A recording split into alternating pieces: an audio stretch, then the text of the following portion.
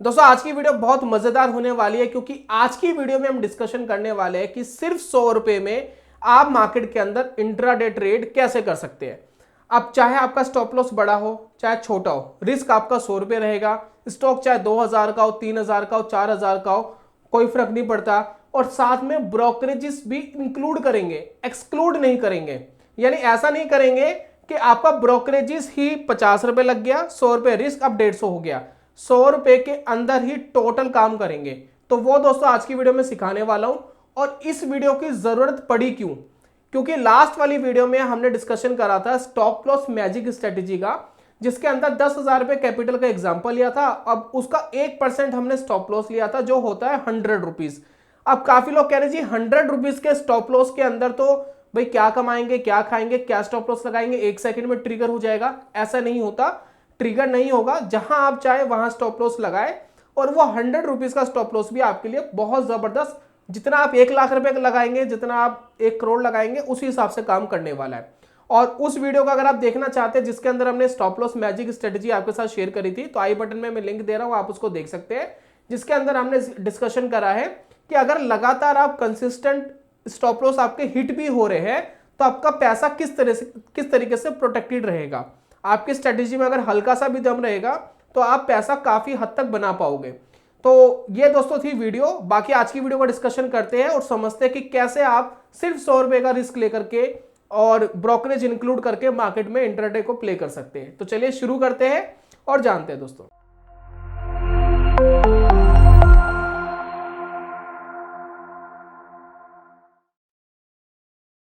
बहुत बहुत स्वागत है आप सभी का ट्रेडिंग चैनल के यूट्यूब चैनल में। मेरा नाम है अनमोल मित्तल। सबसे पहले मैंने अपने ब्रोकर का अकाउंट खोल के रखा हुआ है और यहाँ पर देखिए चार्ट लगा हुआ है और ये पूरा पैनल खुला हुआ है ज़ीरोधा काइट का। ठीक है, अब हम ये जान रहे हैं कि जी 100 रुपए का रिस्क लेकर मार्केट में ट्रेड कैसे किया जा सकता है। क्या ये बेतुकी बात है? अब 100 रुपए का, अब कुछ लोगों के अंदर मिसकंसेप्शन पता क्या है कि 100 रुपीज का स्टॉप लॉस तो बनेगा ही कितने का, लेकिन आपको पोजिशन साइजिंग या तो नहीं करनी आती या आपने उसके बारे में नहीं सुना है। अब इसको ध्यान से समझना, मैं वेरियस तरीके के साथ आपको करके दिखा दूंगा। स्टॉप लॉस आप बड़ा भी लेंगे तब भी 100 रुपए में सिमटा सकते हैं इसको। कैसे, जरा समझते हैं। सबसे पहले मैं एक छोटा सा एग्जांपल लेता हूं, उसके बाद मैं चीजें और क्लैरिफाई करूंगा और चीजें बहुत अच्छे से एडवांस तरीके से समझाऊंगा, इंडिकेटर्स वगैरह लगा करके समझाऊंगा। पहले एक नॉर्मली एक चीज समझिए। यहां पर देखिए मैंने एक स्टॉक लगाया हुआ है और यह है रिलायंस का। जैसे कि यहां देखिए मैंने रिलायंस का स्टॉक यहां पर लगाया हुआ है। अब स्टॉक का जो प्राइस है, जो आज की इसकी कीमत है, वो है 2890 रुपए के आसपास। तो छोटा मोटा स्टॉक तो नहीं है, बात समझ रहे? छोटा मोटा स्टॉक नहीं है। तो मान लेते हैं मुझे इस स्टॉक को आज के दिन खरीदना है। ठीक है, मुझे ऐसा लगता है कि ये ऊपर जाएगा। नॉर्मली सिर्फ हम एक एग्जांपल ले रहे हैं। ठीक है, तो यहां पर ये देखिए चल रहा है 2886 रुपीज का यह स्टॉक चल रहा है।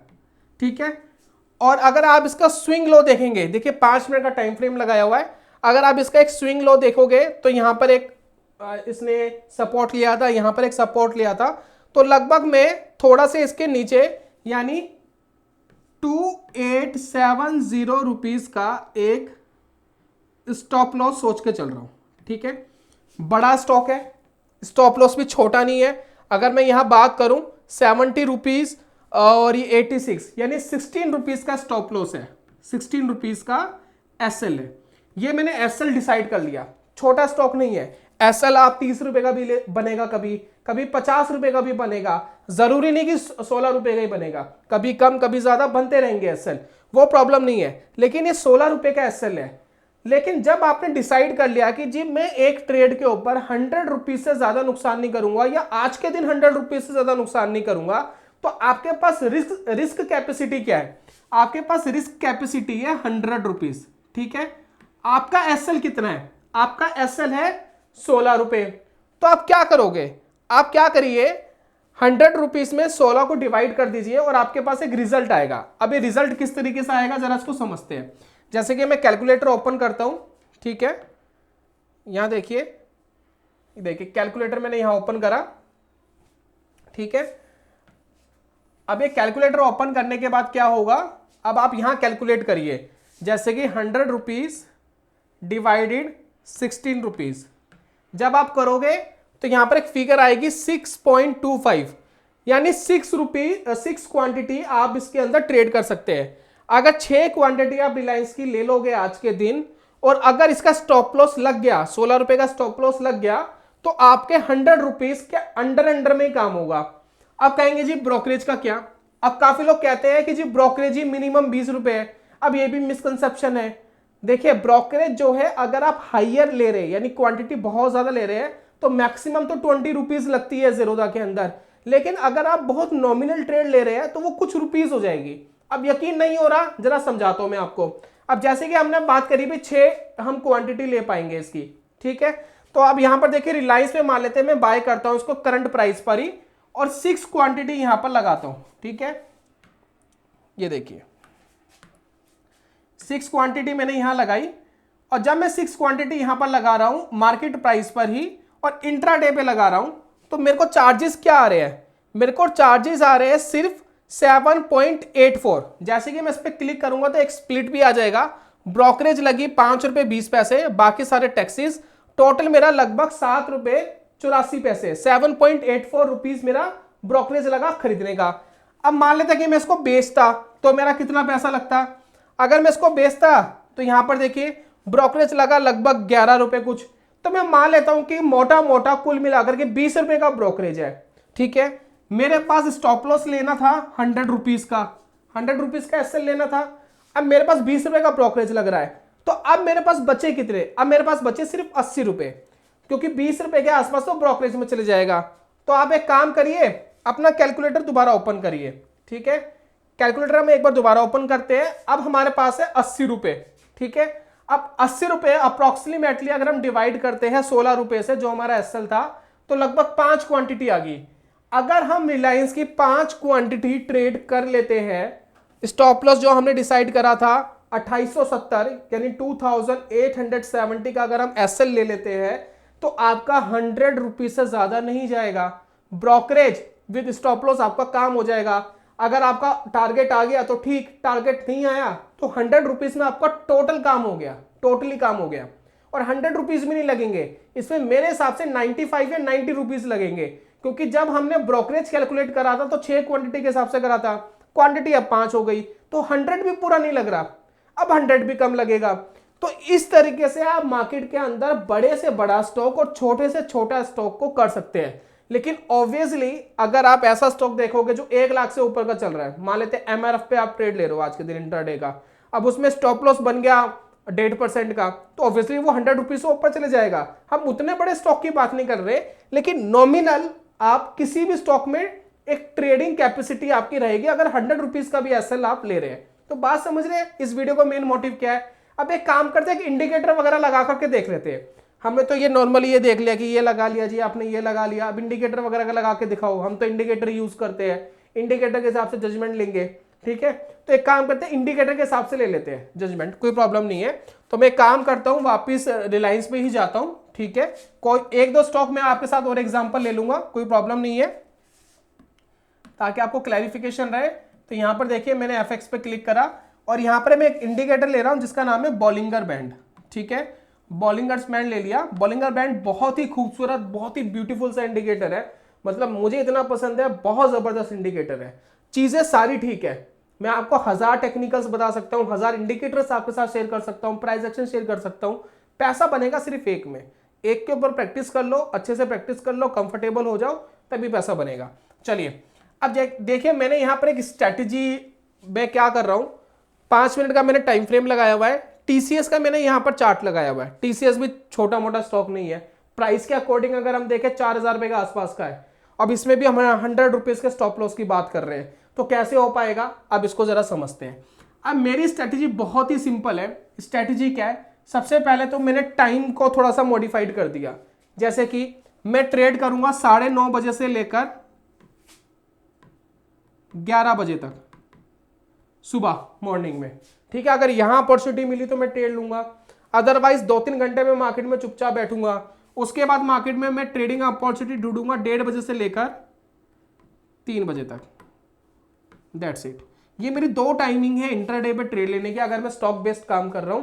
इसके अंदर आ गया तो ठीक, इसके अंदर नहीं आया तो भी ठीक, ठीक है।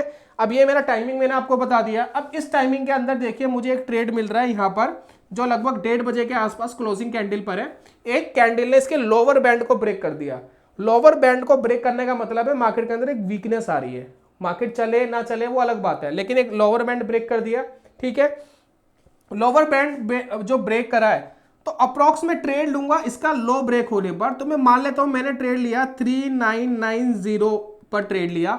स्टॉप लॉस क्या बनेगा इसका, देखिए टॉप क्या है, टॉप के थोड़ा सा ऊपर अपने एसएल लगाइए। तो मैं यहां पर मान के चल रहा हूं 4010 पे मैंने एसएल लगा दिया। ठीक है, अब यहां पर देखिए स्टॉप लॉस बना कितना, बहुत 4000 रुपए का स्टॉक है, 20 रुपीज का एक एसएल बना, 20 रुपीज। ठीक है, अब भाई 100 में से 20 डिवाइड करते तो 5 आते हैं, लेकिन हमें ब्रोकरेजेस भी देना है, वो भी इंक्लूड करना है। तो हम 5 की जगह 4 क्वांटिटी ले लेते हैं, क्या प्रॉब्लम है।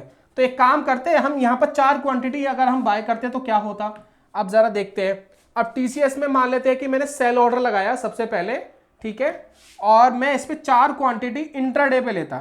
ठीक है, तो ये 4 क्वांटिटी अगर मैं इंट्राडे पे लेता तो यहां पर मुझे आ रहा है 10 रुपीज के आसपास मुझे देना पड़ेगा। और मैं अगर इसको बाय करता तो मुझे कितना आ रहा है, लगभग 6 रुपए के आसपास। 4 क्वांटिटी मैंने बाय करी, मेरा काम हो जाता है 100 रुपीज के अंदर, बात खत्म है। और यहां पर जो मैंने स्टॉप लॉस लिया है 20 रुपीज का लिया है। अब मैं इसके अगेंस्ट में टारगेट कितना रख सकता हूं, 30 रुपए का रख सकता हूं, 40 रुपए का रख सकता हूं, स्टॉप लॉस को ट्रेल भी कर सकता हूं।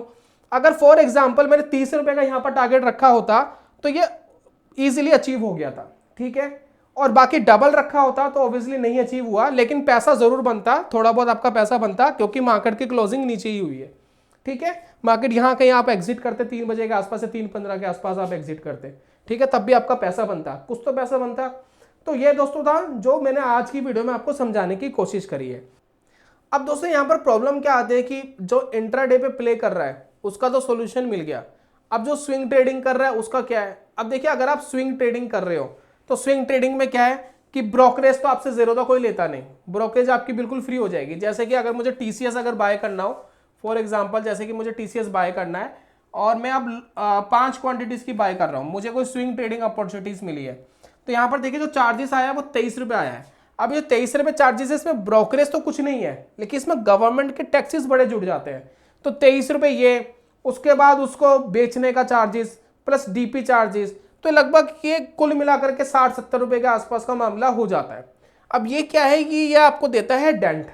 अब कह रहे कि जी 100 रुपए के स्टॉप लॉस में इसको कैसे समेटे। ऑब्वियसली देखिए उस वीडियो के अंदर जो हमने डिस्कशन करा था 10,000 रुपए का एक एग्जाम्पल लिया था। ठीक है, इंट्राडे के अंदर तो ये फिर भी सूटेबल होगा, लेकिन जब आप स्विंग ट्रेड करने जाओगे तो 100 रुपए का मैक्सिमम हिस्सा तो ये ब्रोकरेजेस एंड टैक्सेस में चले जाएगा। तो सॉल्यूशन क्या है, सॉल्यूशन क्या है कि कम से कम आप 50,000 की कैपिटल से फिर स्टार्ट करो। अगर आप स्विंग ट्रेड कर रहे हो, स्विंग ट्रेड में जब आप 50,000 की कैपिटल से स्टार्ट करोगे तो 1% हो गया 500 रुपीज। जब 500 रुपीज हो गया तब जाकर के अगर आप ये 50-60 रुपए ब्रोकरेज दे भी दोगे तो बहुत ज्यादा आपको इंपैक्ट नहीं करेगा, लेकिन 100 रुपीज में आपको इंपैक्ट करने वाला है। तो ये चीज आपको सोचनी पड़ेगी। अब एक कैटेगरी ऐसे ट्रेडर्स की है जो ऑप्शंस ट्रेड करते हैं, ऑप्शंस बाइंग करते हैं। अब उसके अंदर 100 रुपए में कैसे समेटे, देखिए 100 रुपए में समेटना जरूर मुश्किल हो जाएगा अगर आप ऑप्शंस बाइंग करके ट्रेड करते हैं ऑब्वियसली। तो इसका बेसिकली सॉल्यूशन फिर क्या होगा कि कैपिटल्स आपकी थोड़ी सी बड़ी होगी तब जाकर के सिमटेगा। आप फिर वो 10,000 में काम नहीं होगा, फिर 50,000 1 लाख रुपए अगर होंगे, जैसे कि दोस्तों मान लेते हैं कि 1 लाख रुपए से आपने ट्रेडिंग की शुरुआत करी है। अब उस 1 लाख रुपए में हम ये मान के चल रहे हैं कि 1,000 रुपए आपके स्टॉप लॉस है। अब 1,000 रुपए में क्या 20-25 रुपए ब्रोकरेज एंड टैक्सेस, 20-25 रुपए खरीदने का, 20-25 रुपए बेचने का, 50 रुपए में आपका काम हो जाता है और बाकी आपका पैसा लग जाता है। तो उस हिसाब से आप उसको मैनेज कर पाओगे। तो ऑब्वियसली 10,000 रुपए की देखिए एक पैसे की एक लिमिटेशन है, ठीक है ना, तो उस लिमिटेशन को तो आपको सोच के चलना ही पड़ेगा। आप 1% का जो रूल लेके चल रहे हैं उसमें थोड़ा बहुत कैपिटल रिक्वायरमेंट ऊपर नीचे होगी, लेकिन अगर आप इंट्राडे में प्रैक्टिस करना चाहते हैं तो 100 रुपए के हिसाब से कैसे काम किया जा सकता है। तो बहुत सारे जो ट्रेडर दोस्तों कंफ्यूज थे कि ये कैसे होगा कैसे नहीं होगा, ये हैवी वीडियो बना दी, बिल्कुल भी ऐसा नहीं है। चीजें अच्छे से मैनेज करें। मैं भी रेगुलर बेस ट्रेड करता हूं। चलिए मैं आपको अपना फंड दिखाता हूं। ये देखिए फंड है, ठीक है, ये अवेलेबल मार्जिन है, यानी ये अभी डिप्लॉयड नहीं करा हुआ है। होल्डिंग्स में दिखाऊंगा नहीं, होल्डिंग्स में इसलिए नहीं दिखाऊंगा क्योंकि उसमें फिर कोई इश्यूज वगैरह हो जाएंगे, और प्लस पोजीशंस भी मैंने आपको नहीं दिखा रहा हूं। मैंने अभी 4-5 लाख की तो 5-6 लाख की पोजीशंस ली हुई है, तो वो मैं आपके साथ डिस्कस नहीं कर रहा हूं, क्योंकि कहीं ना कहीं वो स्टॉक्स रिकमेंडेशन आपके पास चली जाएगी, वो मैं आपको नहीं देना चाहता, क्योंकि काफी सारे जो व्यूअर्स है वो रिकमेंडेशन ना ले ले उसकी, तो दैट्स वाई रीजन मैं नहीं दिखाना चाह रहा। लेकिन मैं रेगुलर बेस पे इन चीजों को ट्रेड कर रहा हूं। तो मान के चलिए इस अकाउंट के अंदर 10 के अप्रॉक्स फंड लगा हुआ है, 10 लाख के आसपास, उससे मैं ट्रेड कर रहा हूं। और भी मैं 4-5 अकाउंट्स अपने ही घर के मेंटेन करता हूं और रेगुलर बेस पे ट्रेड करता हूं। तो उम्मीद करता हूं दोस्तों चीजें आपको समझ में आ गई होगी। जल्दी मिलूंगा नेक्स्ट वीडियो में, तब तक के लिए goodbye, God bless you, bye bye दोस्तों।